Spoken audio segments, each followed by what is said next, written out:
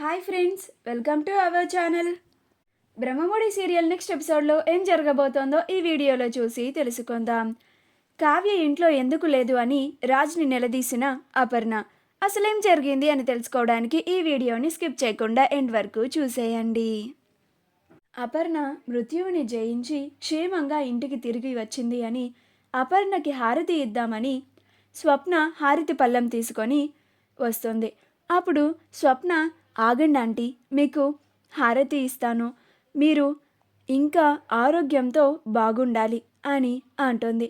అప్పుడు అపర్ణ, ఆగమ్మ, అసలు ఇలాంటి పనులన్నీ చేసేది నా కోడలు కావ్య కదా, ఎందుకని కావ్య కనిపించడం లేదు అని అడుగుతుంది.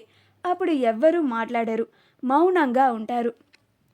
అప్పుడు స్వప్న, కావ్య వచ్చేస్తుందాంటీ, నన్ను హారతి ఇవ్వమని చెప్పింది అని అంటుంది. అలా స్వప్నే అపర్ణకి దిష్టి తీస్తుంది. ఆ తర్వాత రాజ్, పదమమ్మి అని అపర్ణని లోపలికి తీసుకెళ్తాడు. అలా అపర్ణని రాజు చేయి పట్టుకొని మరి వాళ్ళ గదిలో పడుకోబెడతాడు. మమ్మీ, నువ్వు రెస్ట్ తీసుకో అని అంటాడు. అప్పుడు అపర్ణ, ఆగు రాజ్ అని అంటుంది. అప్పుడు రాజ్ వెళ్ళేవాడు కూడా వెనక్కి తిరిగి, ఏంటి మమ్మీ, ఏమైనా కావాలా అని అంటాడు. అప్పుడు అపర్ణ, కావ్యేది రాజ్ అని అంటుంది. అప్పుడు రాజ్ ఏం మాట్లాడకుండా, నీకు ఇప్పుడే వస్తాను మమ్మీ, నీకోసం జ్యూస్ చేసుకొని వస్తాను అని వెళ్ళిపోతాడు. అప్పుడు అపర్ణ, ఎందుకని కావ్య గురించి అడిగితే ఒక్కరూ సమాధానం చెప్పడం లేదు అని ఆలోచించుకుంటూ ఉంటుంది. రాజ్ బయటికి రాగానే ఇందిరాదేవి, ఏంటి రాజ్, నువ్వింకా నీ నిర్ణయాన్ని మార్చుకోలేదా? అపర్ణ పదే పదే కావ్యేది, నా కోడలెక్కడా అని అడుగుతూ ఉంది.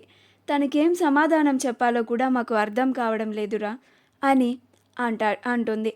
అప్పుడు రాజ్, నాకు ఏం చెప్పాలో అర్థం కాక నేను మౌనంగా ఉంటున్నాను నానమ్మ అని అంటాడు.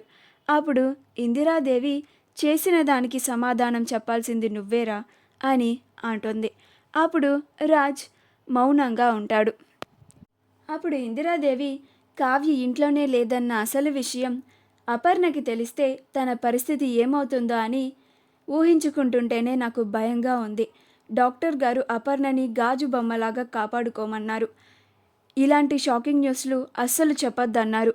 ఇంట్లో ఇంత పెద్ద గొడవ అయ్యి కావ్య ఇంట్లో నుంచి వెళ్ళిపోయిందన్న సంగతి అపర్ణకి తెలిస్తే మాత్రం అపర్ణ తట్టుకోలేదు, నిన్ను అస్సలు క్షమించదు అని బాధపడుతూ అంటుంది. అప్పుడు రాజ్, నేనేమి ఆ కావ్యని ఇంట్లో నుంచి వెళ్ళిపోమనలేదు నానమ్మ, కావ్య ఇంట్లో నుంచి వెళ్ళిపోయింది, అందుకని నేను ఆవిడ గురించి ఇంకా ఆలోచించకూడదు అని నిర్ణయించుకున్నాను.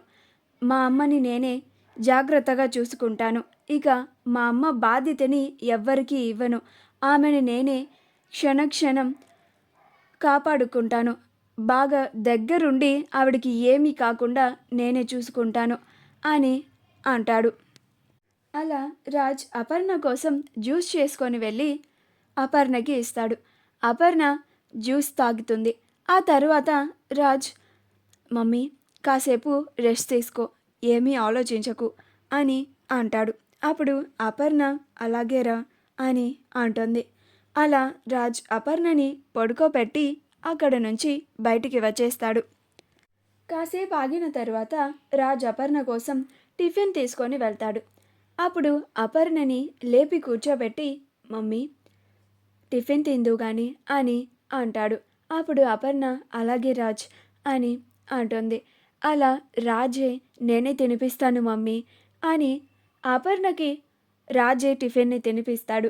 అపర్ణ టిఫిన్ చేస్తుంది. అలా రాజ్, ఇప్పుడు ఎలా ఉంది మమ్మీ అని అడుగుతూ ఉంటాడు.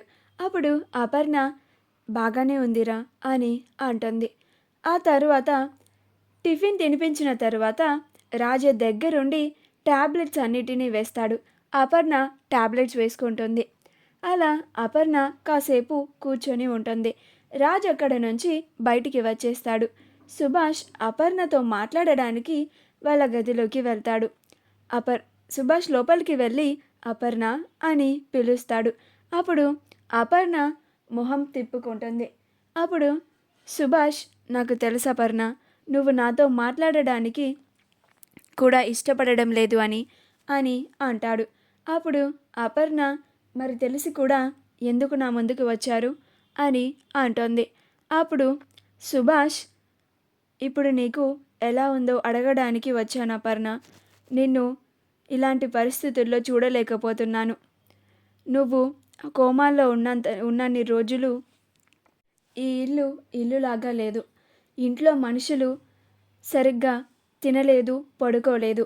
అందరూ నువ్వు ఎప్పుడెప్పుడు తిరిగి ఇంటికి వస్తావా అని ఎంతో ఎదురు చూశారు. ఇప్పుడు ఆ దేవుడి దయ వల్ల నువ్వు కోలుకొని క్షేమంగా ఇంటికి తిరిగి వచ్చావు. మాకదే చాలు. నాకిప్పుడు చాలా సంతోషంగా ఉంది అపర్ణ. నువ్వు ఇలానే ఆరోగ్యంగా ఎప్పుడు సంతోషంగా ఉండాలి అని అంటాడు. అప్పుడు అపర్ణ ఏం మాట్లాడకుండా మౌనంగా ఉంటుంది. సుభాష్ ఇంకా అక్కడ నుంచి బయటికి వచ్చేస్తాడు. ఇంకా అపర్ణ రెస్ట్ తీసుకుంటూ ఉంటుంది. అప్పుడు అపర్ణ లేవగానే కావ్య కావ్య అని పిలుస్తూ ఉంటుంది. అప్పుడు రాజ్ వెంటనే అపర్ణ దగ్గరికి వెళ్ళి, మమ్మీ మమ్మీ ఏమైంది, ఏమన్నా కావాలా అని అంటాడు. అప్పుడు అపర్ణ, అవునురా, నా కోడలు ఎక్కడ? ఉదయం నుంచి నా కోడలు నాకు ఒక్కసారి కూడా కనిపించలేదు. ఎక్కడికి వెళ్ళింది అసలు అని అంటుంది. అప్పుడు రాజ్, ఉండు మమ్మీ, నీకోసం ఏదో ఒకటి చేసుకొని వస్తాను అని అక్కడ నుంచి బయటకి వచ్చేస్తాడు. అప్పుడు అపర్ణ కూడా బయటకి వస్తుంది. అప్పుడు ఇందిరాదేవి, ఏంటపర్ణ బయటికి వచ్చావు, ఏమన్నా కావాలా అని అంటుంది. అప్పుడు అపర్ణ, కావ్య కావాలి. అసలు కావ్య ఎక్కడికి వెళ్ళింది? ఉదయం నుంచి ఇంట్లో లేదు. మీ ఎవరికైనా చెప్పిందా అని అంటుంది. అప్పుడు ఎవ్వరూ ఏమీ మాట్లాడరు. అప్పుడు రాజ్ ఎదురుగా ఉంటే అపర్ణ రాజ్ దగ్గరికి వెళ్ళి, కావ్య ఎక్కడికి వెళ్ళిందో నీకైనా చెప్పిందా రాజ్ అని అంటుంది. అప్పుడు రాజ్ మౌనంగా ఉంటాడు. అప్పుడు అపర్ణ, కావ్య ఎక్కడికి వెళ్ళిందో కూడా తెలీదు. ఉదయం నుంచి ఇంట్లో అస్సలు కనిపించనే లేదు. ఇదంతా తెలిసి కూడా ఇలా ఎలా మౌనంగా ఉన్నావు రాజ్ అని అంటుంది. అప్పుడు రాజ్ మౌనంగా ఉంటాడు. అప్పుడు అపర్ణ, ఏం మాట్లాడవేంట్రా, నిన్నే అడుగుతుంది. నీ భార్య ఎక్కడా?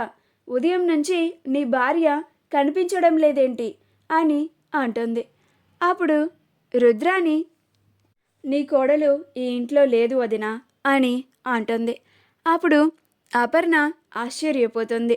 మా వీడియో కనుక మీకు నచ్చినట్లయితే లైక్ చేయండి, షేర్ చేయండి, మా ఛానల్ని సబ్స్క్రైబ్ చేసుకోండి. పక్కనే ఉన్న బెల్ ఐకాన్ని క్లిక్ చేయడం మాత్రం మర్చిపోకండి.